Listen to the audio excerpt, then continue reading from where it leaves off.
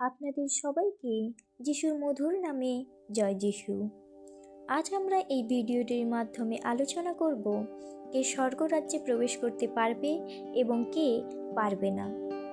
এখন আপনাদের মনে প্রশ্ন আসতে পারে যে আমরা মানুষেরাই কেবল স্বর্গরাজ্য ও নরকের কথা ভাবি, কিন্তু আমি বলছি স্বয়ং প্রভু ঈশ্বর আমাদের এই সম্বন্ধে ধারণা দিয়েছেন। এখন আপনারা বলবেন কিভাবে? আসুন জেনে নিই। যোহন লিখিত সুসমাচার 1 অধ্যায়ের 1 পদে এমন লেখা আছে, আদিতে বাক্য ছিলেন, বাক্য ঈশ্বরের সঙ্গে ছিলেন, আর সেই বাক্যই ঈশ্বর ছিলেন। অর্থাৎ বাক্যই হলো স্বয়ং ঈশ্বর। আমরা যতবার ঈশ্বরের বাক্য পড়ি ততবারই প্রভু ঈশ্বরের সাথে কথা বলি এবং প্রভু ঈশ্বর কে স্বর্গরাজ্যে প্রবেশ করতে পারবে এবং কে পারবে না তার ইঙ্গিত দিয়েছেন।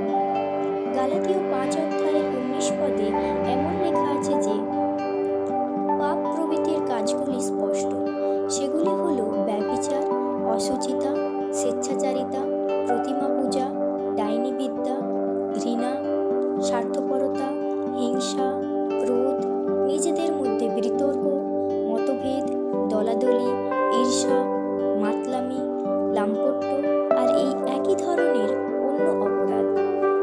এর বিরুদ্ধে তোমাদের সাবধান করে দিচ্ছি, যেমন এর আগেও করেছি।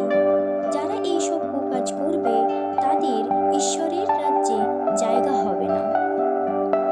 এখন আমাদের মধ্যে অনেক বিশ্বাসী এমন আছে যারা কখনো কখনো নোংরা রসিকতা করে ফেলে বা রাগের মাথাতে অনেক কিছু বলে ফেলে।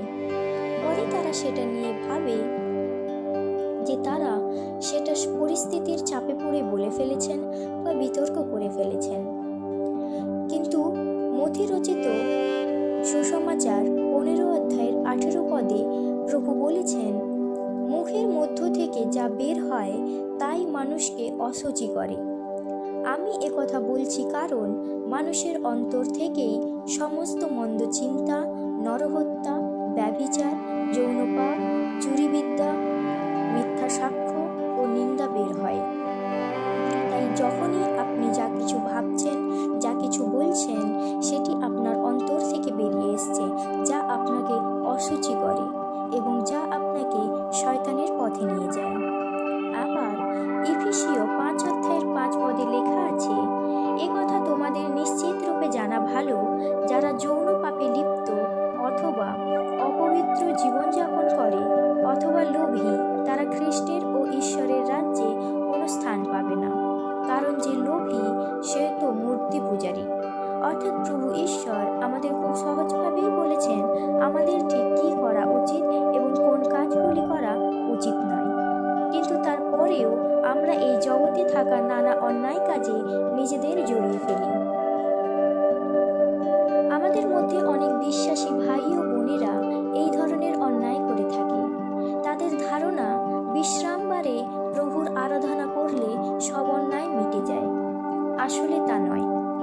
মথি রচিত 7 অধ্যায়ের 21 থেকে 23 পদে বলেছেন, যারা আমাকে প্রভু প্রভু বলে তাদের প্রত্যেকেই যে স্বর্গরাজ্যে প্রবেশ করতে পারবে তা নয়। আমার স্বর্গের পিতার ইচ্ছা যে পালন করবে কেবল সেই স্বর্গরাজ্যে প্রবেশ করতে পারবে। সেই দিন অনেকেই আমায় বলবে, প্রভু, আমরা কি আপনার নামে ভাববাণী বলিনি? আপনার নামে আমরা কি ভূতেদের তাড়াইনি? আপনার নামে আমরা কি অনেক অলৌকিক কাজ করিনি? তখন আমি তাদের স্পষ্ট বলবো, আমি তোমাদের কখনো আপন বলে জানিনি, দুষ্টের দল, আমার সামনে থেকে দূর হও। অর্থাৎ এখন আমরা যেমন জ্ঞাত বা অজ্ঞাতভাবে প্রভু যিশুর নির্দেশ বা ইচ্ছা পালন করি না, তাকে অস্বীকার করি, সেই দিনে প্রভু ঈশ্বরও আমাদের অস্বীকার করবে।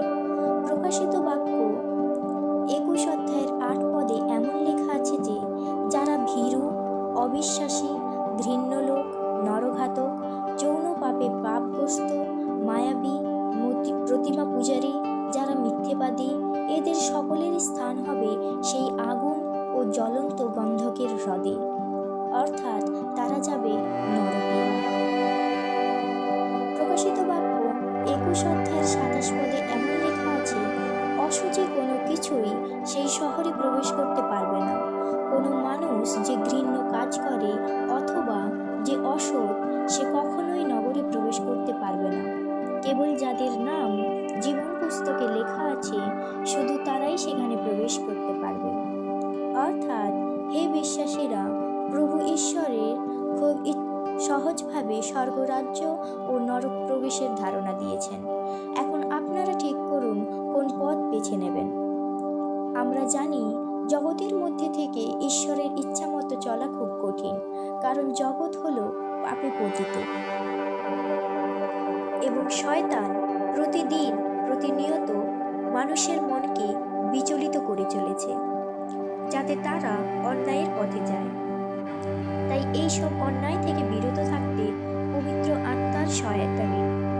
প্রতিনিয়ত ঈশ্বরের কাছে প্রার্থনা করুন।